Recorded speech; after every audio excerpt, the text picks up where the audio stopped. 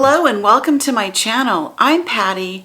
I go by Pattymac Makes everywhere online. In today's video, I'm going to show you how to make a beautiful table runner. This particular table runner, I named it the Fall Friends Table Runner because I put it together using warm fall tone colors, but you could easily update it for any season of the year. Today's table runner, I wanted it to be fast, I wanted it to be easy, and I wanted it to be like a modern take on tradition. I did that by incorporating two traditional quilt blocks, but I made them oversized so they look really fun and modern. For this table runner, I used the Friendship Star and the Shoe Fly. For both of those blocks, I will link in the description and also in the corner where you can find the tutorials for making those specific quilt blocks. I'm not going to cover how to make the blocks in the video because they each have their own tutorial that you can watch if you're not familiar with making those blocks. As I said, I went with oversized blocks. So these blocks will finish out at 15.5 inches. They are large. All table runners have essentially the same components that you're going to work with as you construct your final piece. The first thing that you're going to want is obviously your quilt blocks. So the quilt block can be anything, but in this case we're going with the Friendship Star and Shoe Fly. Once your quilt blocks are all constructed, you then want to attach them to each other, and you're going to do that by using a strip of fabric called a sash, and the sash is going to be cut to the same length as your blocks. So in this case, all of our sash that we use in between the blocks will be 15.5 inches. I cut them all at 2.5 inches wide. It's the same width as a jelly roll strip, and I have a quilt ruler that I love to use for this type of cutting that is 2.5 inches wide. I swear by that ruler. I love that ruler. I use it all of the time. So the sashing is going to go in between each of the blocks and then on the far edges. So it'll be sash, block, sash, block, sash. So the sash is in between each block and on each end. Once you have all those blocks connected using the sash, then you're going to attach the long strip of sash. If you want to make this an easier project, then what you can do is to make just long strips, literally. Or if you're up for a challenge, you can do what I did in the sample, which is to put what they call the cornerstone blocks at each corner. So in that case, you would have to then piece the long sash. So it would be a 15.5 inch strip with a 2.5 inch square, sash, square, sash, square, all the way. It makes it tricky because you've really got to have your cutting on point. You've got to have your seam allowance on point. And then when you combine that long piece of sashing with the cornerstones, you want to line up all of those seams. If you don't feel up to that challenge, just make one long piece of sash and put that on. To make the long strips, you're going to use the same method that you use when you make a quilt binding, which is to join the strips at the 45-degree angle. Once you have the sash applied all the way around the blocks, your quilt top is ready. Then you're just going to quilt as you like. So what I did was the quilt batting, the backing, and I always use the special safety pins to make my quilt sandwich. Put the quilt sandwich together, I did stitch in the ditch. Once it was quilted, I squared everything up and then I put on my quilt binding and it was done. The finished dimensions on this table runner are 53 long by 19.5 wide. The tools that you will need to make today's table runner are as follows: a rotary cutter, cutting mat, 6.5 by 24.5 inch quilting ruler, 2.5 by 24.5 inch quilting ruler, a 5.5 inch square quilting ruler. You will use that to square up all of your half square triangles and your blocks that are within each individual quilt block. Wonder clips, pins, thread snips, iron, and an ironing board. And of course, this is a sewing machine project. You will need a sewing machine. And I would outfit it with the 1/4 inch foot to get your 1/4-inch seams just right. And when it comes time to do the quilting, I highly recommend that you use a walking foot. Today's table runner used 4 different fabrics. So here's what you'll need of each to make this project. For the dark blue, you'll need 29 patches or about 3/4 of a yard. For the gold, you'll make about 18 patches and you'll need 3/8 of a yard. The teal squares, the cornerstones, you're going to make 8 of those. That will take about 1/8 of a yard. The orange that I used for the sashing, you'll make about 10 patches, and that's also about 3/8 of a yard. For the binding, I cut 4 strips on with the fabric and I joined them all at the 45-degree angle. That took about 3/8 of a yard. I used coordinating thread and I followed the stitch in the ditch method of quilting.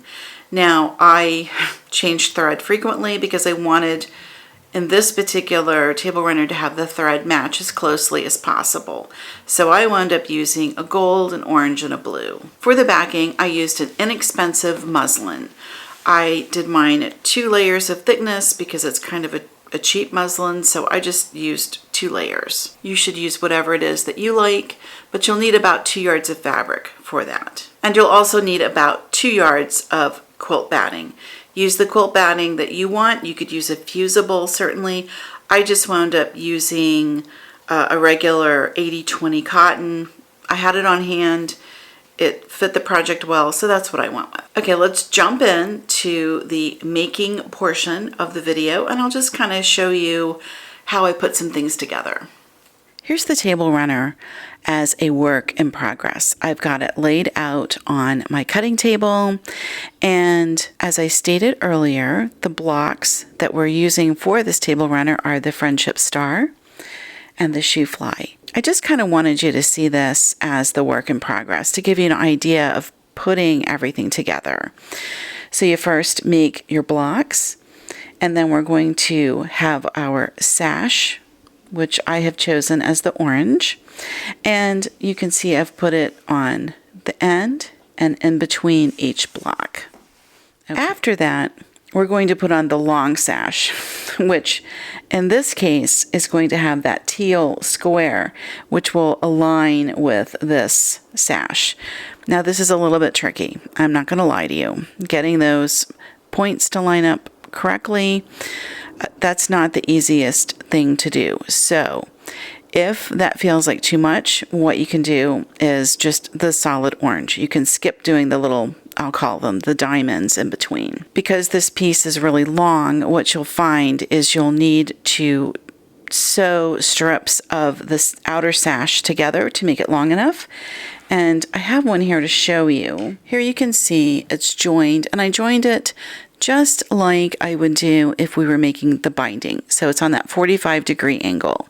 So if you decide to skip doing the little diamond pieces, you'll just need to sew super long strips of the outer sash, and you will make them long enough by doing the 45-degree join. For today's video, though, we will go ahead and use the capstones, we'll call them. That's how they're going to go together.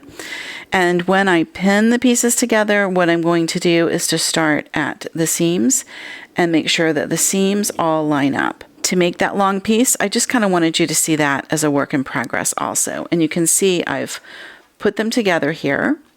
And what I have is the 2.5 by 15.5 inch part of the strip, which will abut up to the block, and then the 2.5 by 2.5 inch diamond, which will be sewn onto the ends. So the next step is I'm going to attach that long sash piece, and for that I will use a combination of clips and pins. I like to pin the seams together because then I know they're right where they need to be, and the pins will hold them perfectly in place.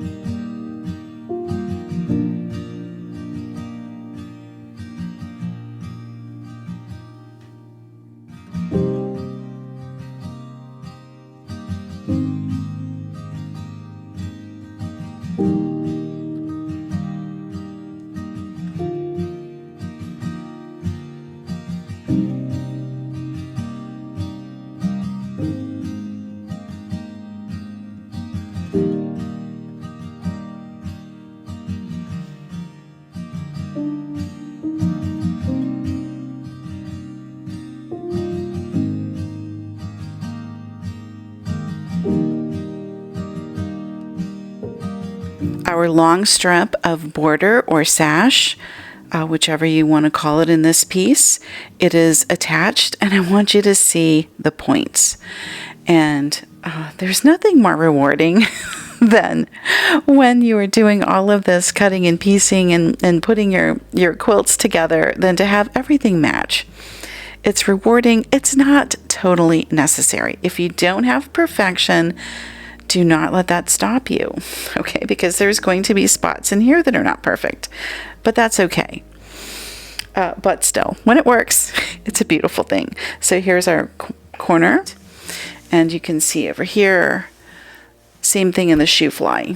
The next step is I'm going to take the other side and piece all the little diamond blocks onto the strips. And then when the diamonds are on the strips, then I will come back and put those together. So, it's just the same type of method I would use as putting together a full-on quilt block. It's kind of like you do the small pieces and then you put the small pieces together. So anyway, we're going to just do right sides together. We're going to do our stitch line, and then we'll have a bunch of these little guys with just a long strip and a short strip, and then we'll press, obviously, and then put all this together, and then this will go onto here, and then we're going to be ready to do the quilting. So I'm going to get all of these ready. I'm going to get this other sash put on the other side, and I will meet you back here.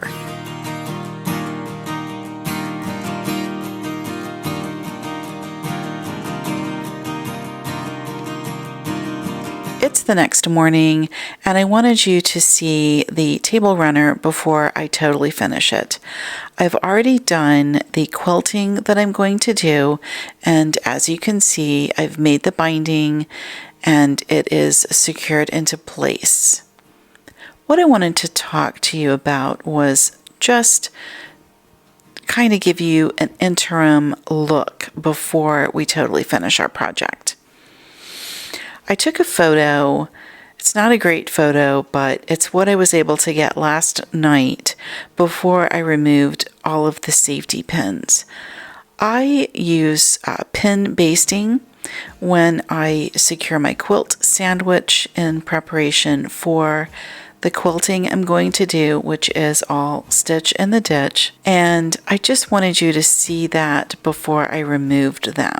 So yeah, this is just kind of an interim check-in, and we're going to now sew on the binding and get that into place, and then I'll come back to a finished table runner and let you see how it looks. So far, I just love it, and I can't wait to get it finished.